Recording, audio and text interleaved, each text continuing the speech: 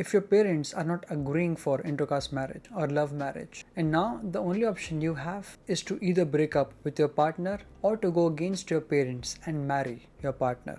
In both the cases, there is no perfect solution. I know this is one of the most difficult situations to be in your life. And in this case, there is no perfect solution. If you choose your partner, your parents will disown you and you won't be able to have them in your life. Maybe for short term, maybe it's temporary, but we don't know for sure. If you choose your parents, you'll have to leave this person that you love and you won't be able to live with them and spend your life with them. As I said, in this situation, there is no perfect solution. And in fact, even I can't tell you what to do. I'm not here to give you advice today. I'm just here to help you become more self-aware and to give you more information and knowledge so that you can deal with this situation better than you have been doing right now. First, accept that you messed up. Tell me honestly, during the beginning of this relationship, did you know that eventually you will come to this point where one of the families won't agree or won't approve of your marriage? You knew, right? But still you went ahead with it. Why? Because you were optimistic. What's happening to you right now is exactly what you signed up for a few years back. So if you see, you shouldn't be surprised about this. The reason I'm telling you this is because when you accept your current situation, when you have acceptance, it becomes easier to deal with the situation. I know you're feeling stuck and you're trying to make sense of what's right and what's wrong, but to be honest, you signed up for this. You knew that if you walk on this path, it's gonna lead you here, and there is no perfect solution to that, but you still chose to walk on this path, and that's okay. I'm not saying to regret it, but I'm saying to accept it. Because once you take accountability of your situation, once you own your situation, once you own this problem, it will become a lot more easier to deal with this. I know it won't solve your problem, but it will give you some strength to deal with it. And most importantly, you won't run away from this like you have been doing till now. Second, understand that you don't control others. Just imagine when you were a kid. Let's say you wanted to become rich, and for that you need to work hard.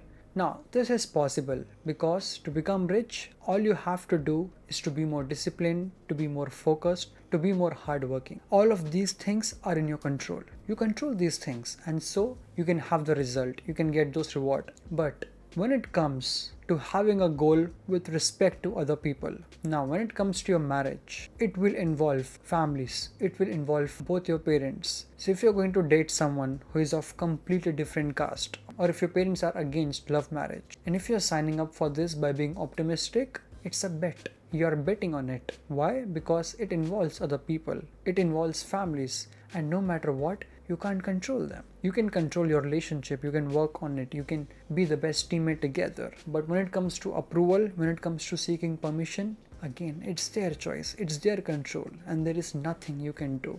You have a choice to not listen to them. You have a choice to go against your parents and marry them. This is in your control. But if you're someone who wants your parents' approval, no matter how hard you try, they won't agree if they don't have to. And so you have to understand this, that you can't control others. It's okay to have goals where you control everything, but if you are being hopeful, if you're being optimistic about goals that involves other person in some way or the other, it's a bit of a gambling. Third, there is no such thing as universally right or wrong. This is something my coach taught me a few years ago, and I haven't forgotten since then. In fact, I use this application every single day. There is no such thing as universally right or wrong. Just like your current situations, for you, inter-caste marriage is not wrong, but for your parents, it's wrong. Similarly, there are so many situations in this life where something is wrong for other, but it's right for the other person. Now, you have two options, and you are wondering what to do, what is right, what is wrong. To be honest, it's not about right or wrong. It's all about what will give you peace in long term. If you choose your family over your partner, of course, there is a reward that your family will be in your side. You won't lose your family, but you will lose someone you love. You will lose a potential match, a potential compatibility. Now, on the other hand, if you choose your partner, you might lose your family. Now again, ask yourself, will you be able to stay happy without them? And so the best way to decide for yourself is that whose support you need more. Listen to me again. Whose support you need more in long term? Is it your parents? Is it your partner? If you feel that your partner's support means more to you. And it's fine. There's so many people who grew up with parents who weren't emotionally available, who weren't involved in your growth, who weren't much involved in your journey. But your partner fulfilled that. It's okay to love your partner more. It's okay to prioritize your partner. But if you feel that your parents were there and you can't live without their support, even if you marry your partner, eventually you will end up not living with them because you won't be able to stay without your partner. Then in that case, choose your parents. As I said, sometimes it's not about right or wrong. It's simply about what fits best in our problems, in our situations. So ask yourself, whose support do you need more right now, or in the upcoming years, in long term when you think about it, and then decide accordingly. Fourth, understand that you didn't waste time all these years. I have seen people regretting over giving so much time or spending too much money or resources on their partner if it's not working out in long term. I don't feel that this is the right way to decide.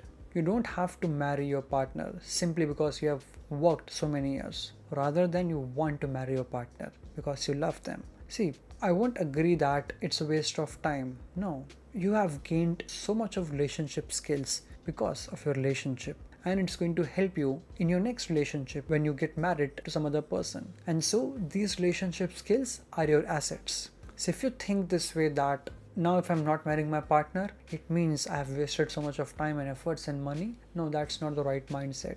It's a limiting belief. But if you rather cherish your memories, if you rather cherish your journey, and if you're just focusing on the positive, it's gonna help you in long term. So just focus on all the skills that you have gained, skills when it comes to resolving conflicts, communication skills, your characteristic skills. Maybe you changed your values for good. Maybe you worked on yourself. Maybe you became healthier because of your partner. Maybe you have a better vision towards life because of your partner. All these are your assets and it's gonna stay with you lifelong. So don't feel regret and rather cherish those memories and then decide what is something you really want to do. Fifth, believe in time projection. There is this term that's called time projection in psychology. It means that no matter what, time will play its role. Now, let me give an example. When you lose someone, or if you have lost a loved one, let's say 5 years back, are you equally sad right now? Or let's say you lost someone today. Will you be equally sad 1 year from now? Of course not. No matter how attached you are to this person, eventually the sadness diminishes with time. It has to. That's how universe works. And this is called time projection. It means that eventually time will play its role and things kind of adjust. Our emotions kind of get stabilized and eventually we forget those people. So if you are afraid that you won't be able to live with them, no, it's not true. You have been surviving this life for so many years. You have lost so many people on this journey and you're still here. I know it feels scary for a while. It feels scary for short term. You might go through massive pain for a while. You might feel depressed for a while. But as I said, time will play its role and time has that power to heal you. And so just believe that no matter how difficult it feels right now, eventually there's something called time projection and it's gonna help you heal. At last, I just want to say that just own your situation right now rather than running away from it. As I said before, you signed up for this. You are here because you chose this path consciously. You knew that the journey is going to be difficult, but you still place that trust in yourself, in your life, and it's fine. Maybe it will work out, maybe it won't. Eventually, you will find peace and growth and happiness in your life. At last, if you like this video, please share it with your friends because people need this. People need to hear this. And I'm sure it's going to help them navigate themselves better in this journey. Please like this video, comment, share, and subscribe to my channel. I'll see you next week.